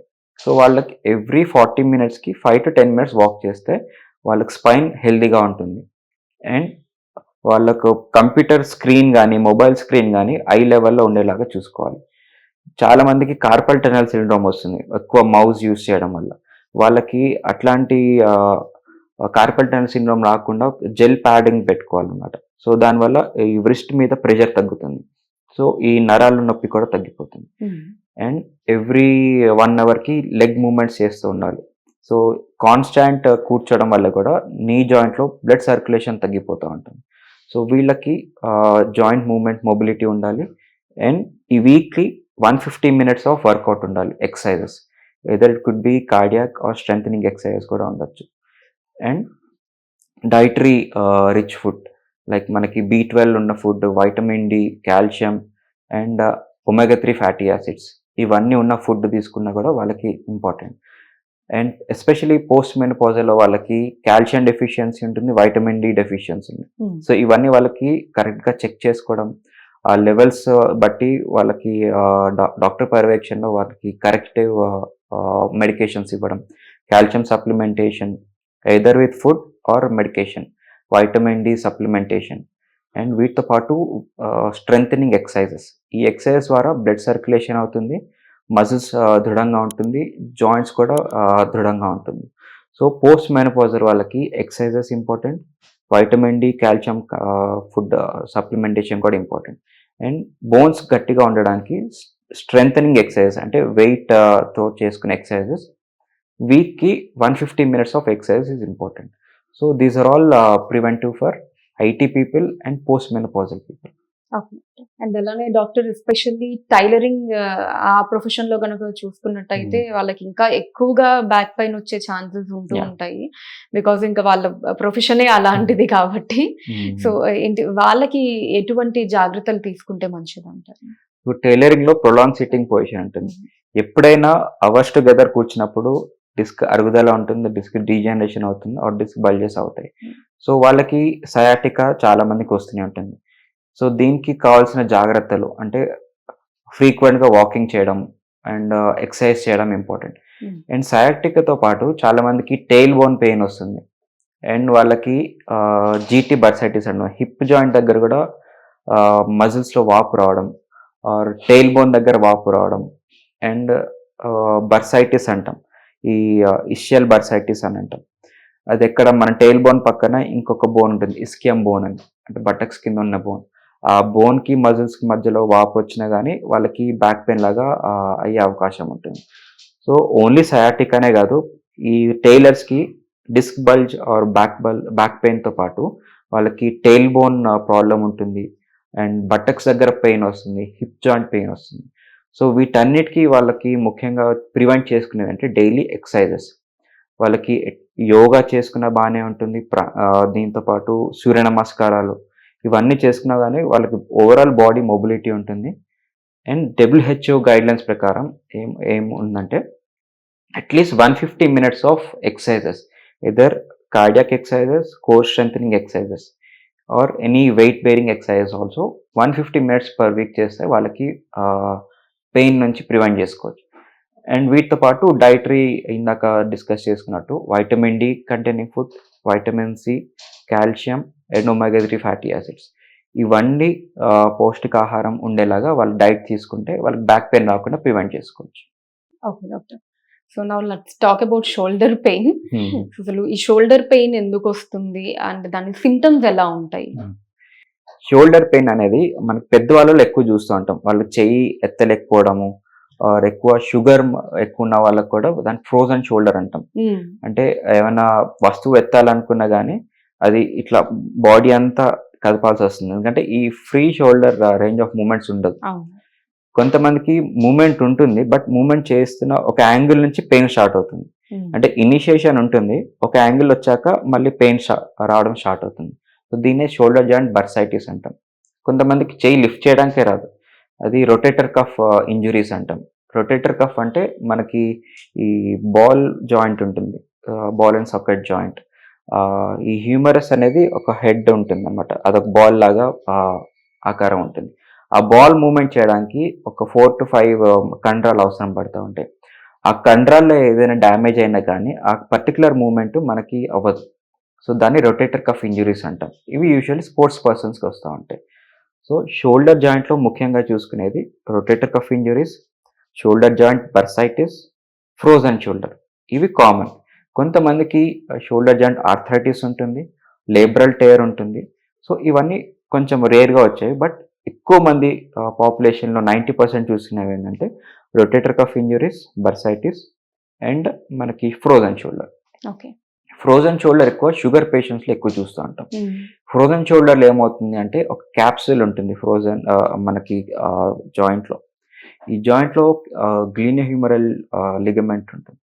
ఈ గ్లీనోహ్యూమరల్ లిగమెంట్ ఎప్పుడైనా టైట్‌గా అయినప్పుడు ఆర్ కాంట్రాక్ట్ అయినప్పుడు మనకి కరెక్ట్‌గా మూవ్‌మెంట్ రాదు. మూవ్‌మెంట్ రానప్పుడు జాయింట్ అనేది స్టక్ అయిపోతుంది. ఇంకా మూవ్‌మెంట్ చేసిన కొద్దీ పెయిన్ ఎక్కువ అవుతూనే ఉంటుంది. సో, ఈ పెయిన్ ఎక్కువ అవడంతో కూడా చాలామంది మూవ్‌మెంట్ చేస్తే పెయిన్ వస్తుంది అని చెప్పి ఇంకా అట్లాగే పెట్టేసుకుంటారు. సో, కాలక్రమేణా అది టైట్‌గా అయిపోవడం, క్యాప్సూల్ అంతా టైట్‌గా అయిపోతుందన్నమాట. సో, దీన్ని మనం మెడికల్ టర్మ్స్‌లో అడెసివ్ క్యాప్సులైటిస్ అంటాం. సో, దీన్నే మన ఫ్రోజన్ షోల్డర్ అని కూడా అనుకోవచ్చు. వీళ్ళకి ముఖ్య కారణం షుగర్ కంట్రోల్ సరిగా లేకపోవడం ఆర్ ప్రీవియస్ ఇంజ్యూరీస్ వల్ల మూవ్‌మెంట్ రెస్ట్రిక్ట్ అయిపోవడం. వీటన్నిటి వల్ల ఫ్రోజన్ షోల్డర్‌కి దారితీస్తుంది. ఓకే. సో, ఇది ఫ్రోజన్ షోల్డర్. స్పోర్ట్స్ ఇంజ్యూరీస్ గానీ, సడెన్‌గా వెయిట్ ఎత్తడం, వెయిట్ ట్రైనింగ్ లేకుండా హెవీ వెయిట్స్ ఎత్తడం ఆర్ సడెన్‌గా ఆర్క్ మూవ్‌మెంట్స్ చేయడం. అంటే త్రో మూవ్‌మెంట్స్ చేయడం. వీళ్ళకి జాయింట్‌లో వాపు రావడం, షోల్డర్ జాయింట్ బర్సైటిస్ ఉంటుంది. ఆర్ రొటేటర్ కఫ్ ఇంజ్యూరీస్ అంటాం. ముఖ్యంగా చూసుకునే సూప్రాస్పైనటస్ అనే కండరం టేర్ అవ్వడం. ఆర్ కొంతమందికి యాక్రోమెన్ ఒక బోన్ ఉంటుంది స్కాపులా నుంచి. ఆ యాక్రోమెన్ బోన్ అనేది మామూలుగా స్ట్రెయిట్‌గా ఉంటుంది. కొంతమందికి ఇలా కర్వ్ అయ్యే ఆస్కారం ఉంటుంది. అటు పుట్టుకతోనే చాలా మందికి రావచ్చు. ఈ కర్వ్ అయినప్పుడు ఎప్పుడైనా మధ్యలో ఉన్న కండరం వాపు వచ్చిందనుకోండి దీనికి తగులుతా ఉంటుంది. సో, ఈ డీఫార్మ్డ్ ఆక్రోమెన్ వల్ల కూడా వాళ్ళకి షోల్డర్ పెయిన్ వస్తూ ఉంటుంది. ఓకే. సో, వాళ్ళకి మన పెయిన్ మేనేజ్‌మెంట్‌లో అల్ట్రాసౌండ్ స్కానింగ్ ద్వారా గానీ, ఎంఆర్ఐ స్కానింగ్ ద్వారా అండ్ వీటితో పాటు ఫిజికల్ ఎగ్జామినేషన్ తోటి నిర్ధారణ చేసుకుంటాం. ఎటువంటి పెయిన్ వచ్చింది? ఇదేమన్నా బర్సైటిస్ వల్ల వచ్చిందా? లేకపోతే ఫ్రోజన్ షోల్డర్ వల్ల వచ్చిందా అని. సో, దీనికి తగ్గట్టుగా పెయిన్ మేనేజ్‌మెంట్‌లో రకరకాలుగా ట్రీట్మెంట్స్ ఉంటాయి. Either it could be physiotherapy. Physiotherapy range of movements increase చేసుకునేలాగా స్ట్రెంథెనింగ్ చేసుకునే ఎక్సర్సైజ్ చేసుకున్నా వాళ్ళకి పెయిన్ తగ్గుతుంది. వీటితో పాటు పీఆర్‌పీ పద్ధతి ద్వారా ఎక్కడైతే జాయింట్‌లో వాపు ఉన్నా గానీ, బర్సైటిస్ ఉన్నా ఆర్ కండరాలు టేర్ అయినా గానీ పీఆర్‌పీ పద్ధతి ద్వారా వాళ్ళకక్కడ ఇంజెక్షన్ చేస్తే ఆ టేర్ అయిన సైట్ హీల్ అయిపోతుంది. ఆర్ షోల్డర్ జాయింట్ ఆర్థరైటిస్ ఉందనుకోండి వాళ్ళకి షోల్డర్ జాయింట్‌లో విస్కస్ సప్లిమెంటేషన్ ఉంటుంది. అంటే ఆయిల్ లాగా ఇంజెక్షన్ చేయడం. పీఆర్‌పీ ఇంజెక్షన్ చేయొచ్చు. వీటితో పాటు మనకి రేడియో ఫ్రీక్వెన్సీ అబ్లేషన్ అన్న ఒక ట్రీట్మెంట్ ఉంటుంది. సో, రేడియో ఫ్రీక్వెన్సీ అబ్లేషన్ అంటే ఎక్కడైతే నరాలు షోల్డర్ జాయింట్ సప్లై చేస్తాయో ఆ నరాల్ని మనము లేజర్ ద్వారా బ్లాక్ చేస్తాం. సో, నొప్పి తెలియకుండా ఉంటుంది. మూవ్‌మెంట్స్ కూడా ఇంప్రూవ్ అవుతుంది. ఫ్రోజన్ షోల్డర్ ఉన్న వాళ్ళకి షోల్డర్ జాయింట్ హైడ్రో డిస్టెన్షన్ అంటాం. అంటే ఇది కూడా అల్ట్రాసౌండ్ స్కానింగ్ ద్వారా నీడిల్ పెట్టి జాయింట్‌లోకి సలైన్ తోటి ఏదైతే క్యాప్సూల్ టైట్‌గా ఉందో ఆ క్యాప్సూల్‌ని రిలీజ్ చేసేలాగా ఇంజెక్షన్ చేస్తే జాయింట్ అనేది డిస్టెండ్ అవుతుంది. అండ్ జాయింట్‌లో బాల్‌కి కూడా ఫ్రీ స్పేస్ వస్తుంది. అప్పుడు మనం మొబిలైజేషన్ చేసామనుకోండి వాళ్ళకి షోల్డర్ జాయింట్ మూవ్‌మెంట్స్ వచ్చేస్తుంది. సో, బేసికల్లీ పీఆర్‌పీ పద్ధతి ఉంటుంది. ప్రోలోథెరపీ అనే పద్ధతి ఉంటుంది. రేడియో ఫ్రీక్వెన్సీ ఉంటుంది. Shoulder joint hydro distension. So, ఇలాగా వాళ్ళ సింప్టమ్స్ బట్టి, రూట్ కాజ్ బట్టి వాళ్ళకి ట్రీట్మెంట్ అనేది అడ్వైస్ చేయడం జరుగుతుంది. ఓకే. అండ్ ఎలాంటి కేసెస్‌లో సర్జరీస్ అవసరం అవుతాయి? సర్జరీ ఎప్పుడైనా సివియర్ జాయింట్ ఆర్థరైటిస్ ఉండొచ్చు. Or complete tear of rotator cuff ఉండొచ్చు. అంటే పార్షియల్ టేర్ వరకు ఉంటే మన పీఆర్‌పీ ద్వారా వాళ్ళకి కొంచెం వరకు నయం చేయొచ్చు. అదే సివియర్ పెయిన్ ఉంది ఆర్ కంప్లీట్ టేర్ ఉంది. ఫుల్ థిక్‌నెస్ టేర్ ఉంది. వాళ్ళకి సర్జరీ అయితే ఆర్థ్రోస్కోపీ కీ హోల్ సర్జరీ ద్వారా వాళ్ళకి మంచి రిజల్ట్సే వస్తాయి. ఓకే. అండ్ డాక్టర్ ఈ హెడ్ ఏక్ గురించి మాట్లాడుకుంటే సో దాంట్లో కూడా డిఫరెంట్ టైప్స్ ఉంటాయి కదా. సో ఏంటి ఆ different types of headaches and అలానే మైగ్రేన్ మనం ఎక్కువగా వినే పదం హెడ్ ఏక్ కి సంబంధించి సివియర్ హెడ్ ఏక్ ఉంటే మైగ్రేన్ అని చాలా మంది అంటుంటారు. అసలు మైగ్రేన్ అంటే ఏంటండి? హెడ్ ఏక్స్ లో ఇందాక అనుకున్నట్టే చాలా టైప్స్ ఉంటాయి. It could B nerve related ఉంటుంది, ఆర్ వెజల్స్ రిలేటెడ్ ఉంటుంది, మజిల్ రిలేటెడ్ ఉంటుంది. సో ముఖ్య కారణము లోపల చూసుకుంటే కొంతమందికి నర్వ్ మీద కంప్రెషన్ అవుతుంది. సో అది ట్రైజెమినల్ న్యూరాలజీ అంటాం. సో వాళ్ళకి సివియర్ పెయిన్ ఉంటుంది అనమాట. ఫేస్ వాష్ చేసుకున్నా కానీ, బ్రష్ చేసుకున్నా, ఒక సైడ్ తిన్నా కానీ వాళ్ళకి పెయిన్ చాలా సివియర్గా ఉంటుంది. షాక్ వచ్చినట్టు, ఒక థండర్ బోల్ట్ వచ్చినట్టు ఉంటుంది. సో దీన్నే మనం ట్రైజెమినల్ న్యూరాలజీ అంటాం. వాళ్ళకి ట్రైజెమినల్ నర్వ్ అని ఒక గ్యాంగ్లియాన్ ఉంటుంది. ఆ నర్వ్కి ఎప్పుడైనా కంప్రెషన్ వచ్చినా కానీ, ఆర్ ఒక వెజిల్ ఉంటుంది అనమాట, ఒక రక్తనాళం ఏమైనా టచ్ అయినా కానీ వాళ్ళకి పెయిన్ వస్తూ ఉంటుంది. సో వాళ్ళకి కూడా పెయిన్ మేనేజ్మెంట్లో రేడియో ఫ్రీక్వెన్సీ అబ్లేషన్ ద్వారా సర్జరీ లేకుండానే ఆ నర్వ్ నుంచి పెయిన్ సిగ్నల్స్ రాకుండా బ్లాక్ చేస్తాం. సో ఇదొక ట్రైజెమినల్ న్యూరాలజీ అంటాం. కొంతమందికి టెన్షన్ హెడ్ ఏక్ అంటాం. టెన్షన్ హెడ్ ఏక్ అంటే ఒక బట్టతోటి ఈ తలంతా పట్టి ఇట్లా పిండితే ఎలా ఉంటుందో అలాంటి నొప్పి ఉంటుంది అన్నమాట. దీన్ని టెన్షన్ హెడ్ ఏక్ అంటాం. సో వీళ్ళకి కూడా పెయిన్ మేనేజ్మెంట్లో ఇంజెక్షన్స్ పద్ధతి ద్వారా కానీ, రేడియో ఫ్రీక్వెన్సీ అబ్లేషన్ ద్వారా కానీ మంచి ట్రీట్మెంట్సే ఉంటాయి. కొంతమందికి క్లస్టర్ హెడ్ ఏక్స్ అంటాం. అంటే కన్ను చుట్టూ పెయిన్ రావడం, ఎర్రగా అవడము, ముక్కు బ్లాక్ అవడం, వాటర్ కారడం. సో దీన్ని క్లస్టర్ హెడ్ ఏక్ అంటాం. అంటే కొన్ని మంత్స్ సివియర్గా పెయిన్ రావడం, కొన్ని మంత్స్ పెయిన్ ఫ్రీ ఇంటర్వెల్ ఉంటుంది అన్నమాట. సో వీళ్ళకి ఫ్రెష్ ఆక్సిజన్ ఇవ్వడము, కరెక్ట్ న్యూరోపతిక్ మెడికేషన్స్ ఇవ్వడం, వీటి ద్వారా క్లస్టర్ హెడ్ ఏక్ని డయాగ్నోస్ చేయొచ్చు అండ్ ట్రీట్మెంట్ కూడా చేసుకోవచ్చు. And coming to the main question, migraine headache. Migraine headache అంటే వాళ్ళకి చాలా సివియర్ పెయిన్ ఉండడం, వన్ సైడ్ ఆఫ్ హెడ్ చాలా సివియర్గా ఉండడం, moderate to severe intensity of pain, వాళ్ళకి కలర్స్ అయినా కనిపించడము, ఆర్ వామిటింగ్ వచ్చే సెన్సేషన్, నాజియా ఉంటుంది. వాళ్ళకి సన్లైట్ ఎక్స్పోజర్ అయినా కానీ, ఇరిటబుల్ సౌండ్స్ విన్నా కానీ పెయిన్ ట్రిగ్గర్ అవుతూ ఉంటుంది. సో వీటన్ని సిమ్టమ్స్ తీసుకుని మనం మైగ్రేన్ అని నిర్ధారణ చేసుకోవచ్చు. మైగ్రేన్లో వాళ్ళకి type of pain and severity of pain, duration of pain, అంటే నెలకి ఎన్ని రోజులు వస్తుంది, వచ్చిన రోజులు ఎంత తీవ్రంగా నొప్పి ఉంది, వీటన్నిటిని హిస్టరీలో ఎలిసిట్ చేస్తాం అనమాట. సో వీటి ద్వారా ఎలాంటి ట్రీట్మెంట్ చేసుకోవచ్చు అనే నిర్ధారణ చేసుకోవచ్చు. సో సపోజ్ ఒక పర్సన్కి 3 to 4 ఎపిసోడ్స్ పర్ మంత్ వస్తున్నాయి అనుకోండి, వాళ్ళకి అబౌట్ 2 మెడికేషన్స్, అంటే పెయిన్ వచ్చినప్పుడు తగ్గించే మెడికేషన్స్ ప్రిస్క్రైబ్ చేస్తూనే ఉంటాం. కొంతమందికి 4 to 10 ఎపిసోడ్స్ వస్తాయి, బట్ చాలా సివియర్గా వస్తుంది పెయిన్, అంటే వాళ్ళకి ప్రివెంటివ్ మెడికేషన్స్ ఉంటాయి అండ్ అబౌట్ 2 మెడికేషన్స్ కూడా ఉంటాయి. అండ్ వీటితో పాటు వాళ్ళకి life style changes, triggering factors ఎందుకు వస్తుంది, అసలు చాలామందికి వాళ్ళు తెలుసుకునేది ఏంటంటే వాళ్ళ లైఫ్ స్టైల్ వల్లనే వాళ్ళకి మైగ్రేన్ వచ్చే ఆస్కారం ఉంటుంది. సో ఇవన్నీ ఎడ్యుకేట్ చేయడం జరుగుతుంది. అండ్ మోర్ దెన్ 14 ఎపిసోడ్స్ ఉన్నాయంటే వాళ్ళకు కూడా అగైన్ ప్రొఫైలాక్టిక్ మెడికేషన్స్, వాళ్ళకి నర్వ్ బ్లాక్స్ చేసే ఇంజెక్షన్స్ ఉంటాయి. అంటే ఎటువైపు పెయిన్ వస్తుందో ఆ టెరిటోరియల్ నర్వ్ని మనము ఇంజెక్షన్ ద్వారా బ్లాక్ చేసుకుంటే అక్కడ పెయిన్ సిగ్నల్స్ అక్కడ నుంచి బ్లాక్ అయిపోతాయి అన్నమాట. సో వాళ్ళకి ఇంజెక్షన్ ద్వారా వాళ్ళకి పెయిన్ తగ్గించవచ్చు. కొంతమందికి ట్రాన్స్క్రేనియల్ మ్యాగ్నెటిక్ స్టిమ్యులేషన్ అంటాం. కొన్ని డివైసెస్ ఉంటాయి, సెఫాలి అని కొన్ని ఇట్లాగా రకరకాల డివైసెస్ ఉంటాయి. అవి డైలీ ఒక 1 hour కానీ 30 minutes కానీ ఆ డివైసెస్ పెట్టుకుని ఉంటే వాళ్ళకి ఆ పెయిన్ వచ్చే ఫ్రీక్వెన్సీ కానీ సివియారిటీ స్లోలీ తగ్గిపోతూ ఉంటుంది. So these are all basic to advance treatments మనకి పెయిన్ మేనేజ్మెంట్లో ఉంటుంది. సో మైగ్రేన్ వచ్చిన వాళ్ళకి ప్రివెంటివ్గా ఎట్లా తీసుకోవాలంటే వాళ్ళ లైఫ్ స్టైల్ చెక్ చేసుకోవాలి. టైంకి తినడం, ఫుడ్ తినడం, వాళ్ళకి 8 o'clockకి బ్రేక్ఫాస్ట్ అలవాటు ఉంటే ఓన్లీ 8 o'clockకే తీసుకోవడం, అట్లీస్ట్ 8 to 10 hours వాళ్ళకి స్లీప్ మెయింటైన్ చేసుకోవాలి. ఎప్పుడైనా ఈ వీటిలో వాళ్ళకి బ్రేక్ వచ్చింది అనుకోండి, ఫాస్టింగ్ చేయడం కానీ, ఓవర్ ఈటింగ్ చేయడం, ఆర్ మనకి స్లీప్ లేకపోవడం, ఇన్అడిక్వేట్ స్లీప్ ఉన్నా కానీ వాళ్ళకి మైగ్రేన్ ట్రిగర్ అయ్యే ఆస్కారం ఉంటుంది. వీటితో పాటు మిల్క్ ప్రోడక్ట్స్ కానీ, ప్రాసెస్డ్ ఫుడ్, ఆర్టిఫిషియల్ ఇంగ్రీడియంట్స్ ఉన్న ఫుడ్, వీటితో కూడా చాలా మందికి మైగ్రేన్ ట్రిగర్ అవుతూ ఉంటుంది. సో ఇవన్నీ వాళ్ళు రూల్ అవుట్ చేసుకుంటే అండ్ ఇవన్నీ వాళ్ళు చెక్ న్యాచురల్ చేసుకుంటే ఫుడ్స్ అవి డెఫినెట్లీ. అండ్ ఇంకొక ఇంపార్టెంట్ థింగ్, ఒక హెడ్ఏక్ డైరీ మెయింటైన్ చేయాలి. దాన్నే హెడ్ఏక్ డైరీ అని ఉంటుంది. దాంట్లో మనకు డేట్ రాసుకోవాలి అండ్ నొప్పి తీవ్రత ఎంత ఉంది, 0 to 10 స్కేల్లో వాళ్ళకి ఎంత తీవ్రంగా నొప్పి ఉందో అది వేసుకోవాలి. ఎలాంటి సిచ్యువేషన్ వల్ల వాళ్ళకి పెయిన్ వచ్చింది, అంటే ఫాస్టింగ్ చేయడం వల్ల వచ్చిందా, ఓవర్ ఈటింగ్ చేయడం వల్ల వచ్చిందా, ఆర్ ఇన్అడిక్వేట్ స్లీప్ వల్ల వచ్చిందా, కాజిటివ్ ఫ్యాక్టర్ ఏది అనుకుంటున్నారో ఆ టైంలో రాసుకోవడం.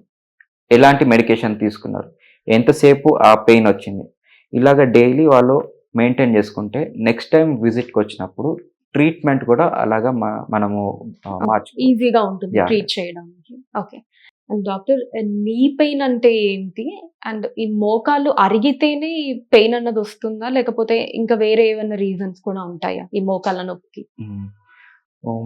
నీ పెయిన్ అనేది చాలా కారణాలు ఉంటాయి. నీ జాయింట్లో చూసుకుంటే డిఫరెంట్ స్ట్రక్చర్స్ ఉంటాయి. కార్టిలేజ్ ఉంటుంది, మెనిస్కస్ ఉంటుంది, లిగమెంట్స్ ఉంటాయి, మజిల్స్, టెండాన్స్ కూడా ఉంటాయి. వీటిలో ఏ స్ట్రక్చర్ డ్యామేజ్ అయినా కానీ అవుట్కమ్ పెయిన్ లాగా వస్తుంది. సో యంగ్ అడల్ట్స్లో చాలా మందికి నీ పెయిన్తో బాధపడుతూ ఉంటారు, ఎస్పెషలీ 20-30 ఇయర్స్ ఉన్న వాళ్ళకి నీ జాయింట్లో బర్సైటిస్ ఉండొచ్చు, ఆర్ ఎనీ ఫుట్బాల్ ఆడుతున్నప్పుడు కానీ సివియర్ స్ట్రెయినియస్ యాక్టివిటీ చేసినప్పుడు కండరాలు వాపు రావచ్చు, లిగమెంట్ స్టేర్ ఉండొచ్చు. But outcome could be pain. So పెయిన్కి causative factor, root factor identify చేయాలి. వాపు వల్ల వచ్చిందా, మజిల్ టైర్ వల్ల వచ్చిందా, లిగమెంట్ స్టేర్ వల్ల వచ్చిందా, మెనిస్కస్ డ్యామేజ్ స్టేర్ వల్ల వచ్చిందా, ఆర్ వయసు రీత్యా వచ్చిన నీ జాయింట్లో ఉన్న కార్టిలేజ్ అరిగినా కానీ పెయిన్ వస్తుంది. సో వీటన్నిటికీ మనం physical examination and MRI or ultrasound scan ద్వారా ఎలాంటి పెయిన్ వచ్చింది అనే నిర్ధారణ చేసుకోవచ్చు.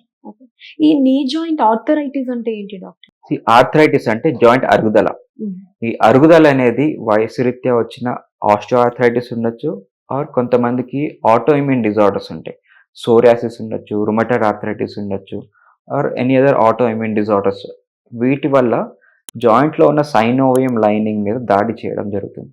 సో ఈ సైనోవియం ఎప్పుడైతే డ్యామేజ్ అయిందో నీ జాయింట్ కూడా అరగడం ఫాస్ట్గా అయిపోతూ ఉంటుంది. యంగ్ అడల్ట్స్లో చాలా మందికి రుమటైడ్ ఆర్థరైటిస్తో బాధపడుతూ ఉంటారు. ఈ రుమటైడ్ ఆర్థరైటిస్లో వాళ్ళకి ఆల్మోస్ట్ 30 ఇయర్స్కే వాళ్ళకి 60 ఇయర్స్ 70 ఇయర్స్ లాగా నీ జాయింట్ మారిపోతుంది. అంటే జాయింట్ దగ్గర రావడము, లోపల ఉన్న సైనోవియం కార్టిలేజ్ డ్యామేజ్ అయిపోవడం, వీటన్నిటి వల్ల నీ పెయిన్ అనేది బాగా ఎక్కువగా వస్తూ ఉంటుంది. మరి అంటే ఈ పెయిన్ కి నీ రీప్లేస్మెంట్ అనేది అవసరం అంటారా, లేకపోతే పిఆర్పిలో ఏదైనా ట్రీట్మెంట్ ఉందా? నీ రీప్లేస్మెంటా లేకపోతే పిఆర్పియా, ఇది చెక్ చేసుకోవాలంటే మనకి ఏ గ్రేడ్లో పేషెంట్ ఉన్నారు అంటే గ్రేడ్ 1 to grade 4 అనే క్రైటీరియా ఉంటుంది. గ్రేడ్ 1, గ్రేడ్ 2, గ్రేడ్ 3 ఉన్న వాళ్ళకి పిఆర్పి ద్వారా ఇంజెక్షన్స్ తోటి ఆపరేషన్ లేకుండానే వాళ్ళకి సులువుగా నయమైపోతుంది. గ్రేడ్ 3 to 4 ఉన్న వాళ్ళకి ఆర్ గ్రేడ్ 4లో ఉన్న వాళ్ళకి తీవ్రమైన నొప్పితో బాధపడుతున్నారు, జాయింట్ డిఫార్మిటీ ఉంది, దొడ్డి కాళ్ళు అంటాం, కాళ్ళు వంకర అయిపోవడం, వీళ్ళందరికీ సర్జరీ చేస్తే మంచి ఉపయోగం ఉంటుంది. బట్ కొంతమందికి 70+ ఆర్ 80+ వచ్చినప్పుడు వాళ్ళకి నీ పెయిన్ తోటి బాధపడుతూ ఉంటారు. వాళ్ళకి పిఆర్పి గ్రేడ్ 4లో ఉన్న వాళ్ళకి అంతగా పని చేయకపోవచ్చు. ఓన్లీ గ్రేడ్ 1, 2, 3 వరకు పిఆర్పి యూజ్ చేయొచ్చు. వాళ్ళకి పెయిన్ మేనేజ్మెంట్లో ఇంకొక న్యూ ట్రీట్మెంట్ ఉంది, రేడియో ఫ్రీక్వెన్సీ అబ్లేషన్ అంటాం. రేడియో ఫ్రీక్వెన్సీ అబ్లేషన్ ద్వారా జెనికులర్ నర్వ్స్ ఉంటాయి, నీ జాయింట్ చుట్టూ కొన్ని నర్వ్స్ ఉంటాయి. ఆ నర్వ్స్ ప్రాపర్టీ ఏంటంటే పెయిన్ మనకి నీ జాయింట్ నుంచి పైకి మెదడు వరకు తీసుకెళ్తుంది. సో ఆ సిగ్నల్స్ని ఇంజెక్షన్ ద్వారా బ్లాక్ చేయడమే రేడియో ఫ్రీక్వెన్సీ అబ్లేషన్. వీటి వల్ల ఒక దీర్ఘకాలికంగానే వాళ్ళకి పెయిన్ రిలీఫ్ ఉంటుంది. సో పిఆర్పి అనేది గ్రేడ్ 1, 2, 3 వరకు చాలా యూజ్ ఉంటుంది. 3 to 4 వాళ్ళకి సర్జరీ పోస్ట్పోన్ చేసుకోవడానికి, 3 to 4 months పెయిన్ రిలీఫ్ రావడానికి పిఆర్పి యూజ్ చేసుకోవచ్చు. ఓకే. అండ్ ఇప్పుడు యంగ్ ఏజ్ లో గనక మనకి నీ పెయిన్ అన్నది వస్తే వాళ్ళు ఎలాంటి జాగ్రత్తలు తీసుకోవాలి? And at the same time పెద్దవాళ్ళు, వాళ్ళకి నీ పెయిన్స్ ఆఫ్ కోర్స్ ఎక్కువగా చూస్తూ ఉంటాం వాళ్ళల్లో మనం, సో వాళ్ళు ఎటువంటి జాగ్రత్తలు తీసుకోవాలి? మనకి రెగ్యులర్ గానే చూస్తూనే ఉంటాము. ఇప్పుడు ఒక 70-80 ఇయర్స్ వాళ్ళ తీసుకొచ్చినప్పుడు వాళ్ళతో పాటు వాళ్ళ చిల్డ్రన్ ఉంటారు, 40-15 ఇయర్స్ వాళ్ళిద్దరూ మాకు మోకాలు నొప్పులు వస్తున్నాయని చెప్తుంటారు. సో ఎల్డర్లీ వచ్చిన వాళ్ళకి అట్లీస్ట్ సర్జరీ ఉంటుంది, ఆర్ లేకపోతే రేడియో ఫ్రీక్వెన్సీ అబ్లేషన్ ద్వారా వాళ్ళకి పెయిన్ ఎట్లయితే తగ్గించుకోవచ్చు. బట్ ఈ 40-50 ఇయర్స్ ఉన్న వాళ్ళకి వాళ్ళ లైఫ్ స్టైల్‌లో వాళ్ళకి బిజీ ఉంటారు. వాళ్ళకి ఎర్నింగ్ చేసే టైం ఇది. ఫ్యామిలీని మెయింటైన్ చేసుకోవాలి. రెస్పాన్సిబిలిటీస్ కూడా చాలా ఉంటాయి. సో, వీళ్ళకి ఇంకా కాంప్లికేటెడ్ ట్రీట్మెంట్స్ ఉంటాయి. అంటే వినడానికి కాంప్లికేషన్ గానీ, వాళ్ళు సింపుల్‌గా దాన్ని సులువుగా దాని నుంచి బయటపడొచ్చు. ఎట్లాగంటే వాళ్ళకి daily strengthening exercises, physiotherapy exercises అని ఉంటాయి. నీ జాయింట్ బలపడేలాగా exercises and weight strengthening exercises ఉంటాయి. ఫిజియోథెరపీ ఎక్సర్సైజెస్ ఉంటాయి. ఫిజియోథెరపీ ద్వారా నీ జాయింట్ చుట్టూ ఉన్న కండరాలు గట్టిపరిచిన ఎక్సర్సైజెస్ ఉంటాయి. వాళ్ళు ఒకవేళ స్ట్రెంగ్త్ ట్రైనింగ్‌కెళ్లారనుకోండి, యాక్టివిటీస్ అప్పుడు మోకాళ్ళ క్యాప్ పెట్టుకోవడం కూడా చాలా ఇంపార్టెంట్. ఆ క్యాప్ ఏసుకుంటే జాయింట్‌కి కొంచెం వెయిట్ బేరింగ్ కెపాసిటీ కొంచెం పెరుగుతుందనమాట. హ్మ్. అండ్ రెగ్యులర్‌లీ సైక్లింగ్ చేయాలి. సైక్లింగ్ చేస్తూ ఉంటే కార్టిలేజ్ గ్రో అయ్యే ఆస్కారం కూడా ఉంటుంది. So, at least 10-15 minutes of cycling is important. Okay. And regular walking. At least 30-40 minutes of walking is important. వీటన్నిటితోటి వెయిట్ మేనేజ్‌మెంట్ చూసుకోవాలి. బీపీ, షుగర్ ఎర్లీగా రాకుండా చెక్ చేసుకోవాలి. అంటే వాళ్ళకి లైఫ్ స్టైల్ హెల్తీగా ఉందనుకోండి, రెగ్యులర్‌గా ఎక్సర్సైజ్ చేయడం, ఆల్కహాల్ ఆర్ స్మోకింగ్‌ని అవాయిడ్ చేయడం, అండ్ కొలెస్ట్రాల్ లెవెల్‌ని చెక్ చేసుకోవడం, బీపీ, షుగర్ రాకుండా తగిన జాగ్రత్తలు తీసుకోవడం, డైటరీ ఫుడ్‌లో గానీ ఆర్ ఫైబర్ రిచ్ ఉన్న ఫుడ్, కొలెస్ట్రాల్ అండ్ ఫ్యాట్స్ తక్కువున్న ఫుడ్, కార్బోహైడ్రేట్స్ తక్కువున్న ఫుడ్ అంటే రైస్‌ని, వీట్‌ని తక్కువ చేసుకోవడం. వీటన్నిటిని సరైన మోతాదులో బ్యాలెన్స్ డైట్ ఉంటే వాళ్ళకి కొలెస్ట్రాల్ లెవెల్స్ తగ్గుతుంది. బీపీ, షుగర్ రాకుండా ఉంటుంది. అండ్ ఎక్సర్సైజ్ ద్వారా వాళ్ళకి జాయింట్‌లో మొబిలిటీ పెరుగుతుంది. జాయింట్స్ అన్నీ దృఢంగా ఉంటాయి. బ్లడ్ సర్క్యులేషన్ చాలా బావుంటుంది. సో, ఓవరాల్‌గా ఇవన్నీ వీళ్ళు పాటిస్తే వాళ్ళకి నీ జాయింట్ అరుగుదల నుంచి గూడా వాళ్ళు చెక్ పెట్టుకోవచ్చు. Okay. Okay. So, doctor pain మేనేజ్‌మెంట్‌లో ఓజోన్ థెరపీ ఎలా ఉంటుంది? ఈ ఓజోన్ అనేది మనకి న్యాచురల్‌గా వచ్చే గ్యాస్ అన్నమాట. హ్మ్. సో, ఇది అట్మాస్ఫియర్‌లో మనకి న్యాచురల్‌గానే ఉంటుంది. ఓజోన్ లేయర్ ఎప్పుడైతే డ్యామేజ్ అయిందో అక్కడ హార్మ్‌ఫుల్ రేస్ వచ్చి క్యాన్సర్ అయ్యే ఆస్కారం చాలా మందికుంటుంది. సో, అంత ఇంపార్టెంట్ మనకి అట్మాస్ఫియర్‌లో ఓజోన్. సో, అదే విధంగా బాడీలో కూడా ఓజోన్ చాలా బెనిఫిట్సే ఉంటాయి. లైక్ ఓజోన్ వల్ల మనకి బాడీలో స్టెమ్ సెల్స్ స్టిమ్యులేట్ అవుతుంది. సో, హీలింగ్ చేసుకునే కెపాసిటీ బాగా ఆటోమేటిక్‌గానే మనకి యూజ్ అవుతుంది. అండ్ ఆక్సిజనేషన్ చాలా ఇంప్రూవ్ చేస్తుంది. మైటోకాండ్రియా అని సెల్స్‌లో ఉంటాయి. మైటోకాండ్రియా అంటే it is a power house of cells. మన బాడీలో ఎనర్జీ జనరేట్ చేయాలన్నా గానీ, ఆర్ వేస్ట్ ప్రొడక్ట్స్‌ని డిస్పోజ్ చేయాలన్నా గానీ మైటోకాండ్రియా అంత ఇంపార్టెంట్ ఉంటుంది. సో, ఈ మైటోకాండ్రియాని స్టిమ్యులేట్ చేయడం, దాన్ని బలపరచడం ఓజోన్ యొక్క లక్షణం అన్నమాట. సో, మైటోకాండ్రియా లెవెల్‌లో ఎక్కడైతే డ్యామేజ్ ప్రొడక్ట్స్ ఉంటాయో రియాక్టివ్ ఆక్సిజన్ స్పీషీస్ అంటాం. దాన్ని స్కావెంజింగ్ చేయడము. అండ్ వీటితో పాటు మనకి బాడీలో ఆక్సిజనేషన్ ఇంప్రూవ్ చేయడం, స్టెమ్ సెల్స్‌ని ఇంప్రూవ్ చేయడం. దీనివల్ల ఓవరాల్‌గా బాడీలో హీలింగ్ చేసుకునే కెపాసిటీస్ ఉంటాయి. సో, ఎవరికైతే auto immune disorders, rheumatoid arthritis కానీ, సోరియాసిస్ ఉందనుకోండి, వాళ్ళకి న్యాచురల్‌గానే ఎటువంటి మందులు లేకుండానే ఓజోన్ పద్ధతి ద్వారా వాళ్ళకి ఆ ఇన్‌ఫ్లమేషన్ గానీ, వచ్చిన వాపులు గానీ, బాడీ పెయిన్స్‌ని గానీ తగ్గిస్తూ ఉంటుంది. అదే విధంగా మోకాళ్ళ అరుగుదల ఆస్టియో ఆర్థరైటిస్‌లో కూడా యూజ్ చేస్తూనే ఉంటాం. సో, కార్టిలేజ్ డ్యామేజ్‌కి కారణమైన ఇన్‌ఫ్లమేషన్‌ని ఈ oxygen, ozone rich containing gas వల్ల కార్టిలేజ్ హీలింగ్ అవుతుంది. అండ్ వీటితో పాటు కార్టిలేజ్‌కి ఆక్సిజనేషన్ ద్వారా ప్రొటెక్షన్‌గా గూడా ఉంటుంది. సో, కార్టిలేజ్ అరుగుదలను తగ్గిస్తుంది. అండ్ డ్యామేజ్ చేసుకునే సెల్స్, ఇన్‌ఫ్లమేషన్ ఉన్న సెల్స్‌ని గూడా దాన్ని వాష్ ఔట్ చేస్తుంది. సో, ఓవరాల్‌గా ఎటువంటి రిస్క్, సైడ్ ఎఫెక్ట్స్ లేని treatment ozone therapy. Okay. And ఇదే ఓజోన్ థెరపీ మనకి సెలబ్రిటీస్ కూడా యాంటీ ఏజింగ్ గూడా వాడుతూనే ఉంటారు. సో, ఈ బ్లడ్‌లో మనకి ఓజోన్ గ్యాస్ మనం డిజాల్వ్ చేసుకొని మేజర్ ఆటో హీమోథెరపీ అంటాం ఎంఏహెచ్‌టి. ఈ ఎంఏహెచ్‌టి ద్వారా ఎవరికైతే రికరెంట్‌గా క్రానిక్ పెయిన్స్ వస్తున్నాయి or psoriasis or rheumatoid arthritis వల్ల చిన్న చిన్న జాయింట్స్‌లో కూడా క్రానిక్‌గా పెయిన్స్ వస్తున్నాయి అంటే వాళ్ళకి ఈ ఓజోన్ ఐవీ థెరపీ ఆర్ ఎంఏహెచ్‌టి అంటాం. వీటి వల్ల వాళ్ళకి మల్టిపుల్ బాడీ పెయిన్స్ తగ్గుతుంటాయి. బాడీలో ఇమ్యూనిటీ బూస్టింగ్ గూడా అవుతుంది. అండ్ వీటితో పాటు క్యాన్సర్ ఉన్న పేషెంట్స్‌కి లైక్ కీమోథెరపీ, రేడియోథెరపీ ఉన్న వాళ్ళకి కూడా చాలా సైడ్ ఎఫెక్ట్స్‌తో బాధపడుతూ ఉంటారు. ఈ సైడ్ ఎఫెక్ట్స్‌ని కూడా నివారించి కంట్రోల్ చేసుకునే గుణం ఈ ఓజోన్ థెరపీలో ఉంటుంది. సో మల్టిపుల్ యూసెస్ మన పెయిన్ మేనేజ్మెంట్లో ఉంటుంది అనమాట. లైక్ జాయింట్ అరుగుదల కానీ ఆర్ బాడీలో రుమటైడ్ ఆర్థరైటిస్ వాతం ఉన్న వాళ్ళకి ఇన్ఫ్లమేషన్ తగ్గించడం. అండ్ ఈ పోస్ట్ కోవిడ్ చూస్తున్నాం మనకు చాలా మందికి హిప్ జాయింట్ అరుగుదల, ఏవాస్కులర్ నెక్రోసిస్ ఆఫ్ హిప్ అంటాం. అంటే హిప్ జాయింట్లో బాల్ ఆకారం ఉంటుంది అనమాట. ఆ బాల్కి నెక్ నుంచి రక్త సరఫరా అవుతూ ఉంటుంది. ఎప్పుడైతే ఆ రక్త సరఫరా స్టాప్ అయిపోతుందో ముందున్న బోన్ డ్యామేజ్ అయిపోతూ ఉంటుంది. ఎస్పెషలీ పోస్ట్ కోవిడ్లో రక్తం చిక్కగా అవడము, వ్యాక్సిన్ అయ్యాక కూడా చాలా మందికి ఈ రక్తం అనేది చాలా చిక్కగా అవుతుంది. సో వీటి వల్ల రక్త సరఫరా అక్కడ బ్లాక్ అయిపోయి ముందున్న బోన్ అంతా డ్యామేజ్ అయిపోతుంది అన్నమాట. సో దీన్ని ఏవిఎన్ అంటాం, avascular necrosis of hip.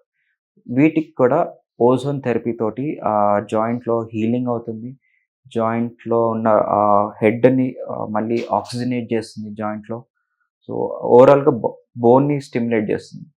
And మనకు ఆల్రెడీ చెప్పుకున్నాము, స్టెమ్ సెల్స్ని కూడా స్టిమ్యులేట్ చేస్తుంది. ఈ స్టెమ్ సెల్స్ కూడా రక్త సరఫరాని పెంచుతుంది, యాంజియోజెనసిస్ని చేస్తుంది. అండ్ ఈ యాంటీ ఇన్ఫ్లమేషన్ ప్రాపర్టీ వల్ల జాయింట్లో ఉన్న వాపును కూడా తగ్గుతుంది. సో ఈ జాయింట్ అరుగుదల, ఎస్పెషల్లీ ఏవి అండ్ హిప్ పోస్ట్ కోవిడ్ ఉన్న వాళ్ళకి ఓజోన్ థెరపీ తోటి చాలా బెనిఫిట్స్ అయి ఉంటాయి. అండ్ ఇంకొక గ్లామరస్ థింగ్ ఏంటంటే ఫేస్లో ఉన్న గ్లో పెరుగుతుంది, చాలా ఫేర్ అవుతారు, ముడతలు తగ్గుతూ ఉంటాయి. సో ఇవన్నీ సెలబ్రిటీ ట్రీట్మెంట్స్లో మనకి హైపర్బారిక్ ఆక్సిజన్ కానీ ఓజోన్ థెరపీ వల్ల వాళ్ళకి ఇలా కాస్మెటిక్ థెరపీస్ కూడా ఉంటాయి. Okay doctor. Okay doctor, thank you so much. So జనరల్గా ఉండేటటువంటి చాలా డౌట్స్కి మీరు క్లారిటీ ఇచ్చారు. అంటే బేసికలీ ఏంటి అంటే కొంచెం తట్టుకోలేనంత కంటే కొంచెం ఎక్కువ పెయిన్ అలా ఏదన్నా వచ్చినా సరే ఇమీడియట్లీ సర్జరీస్కి వీటికి వెళ్ళిపోదాం అనే ఆప్షన్ వస్తుంది మైండ్లో. బట్ చాలా మందికి అంటే పిఆర్పి త్రూ కూడా, అంటే పెయిన్ మేనేజ్మెంట్ త్రూ కూడా, అంటే ఎటువంటి సర్జరీస్ లేకుండా ఆ పెయిన్ ని కంట్రోల్ చేసుకోవచ్చు అనే విషయం చాలా మందికి ఐడియా లేదు. ఐ థింక్ దీని ద్వారా చాలా మందికి they will get this knowledge and information అని అనుకుంటున్నాను through this interview. Thank you so much. Thank you.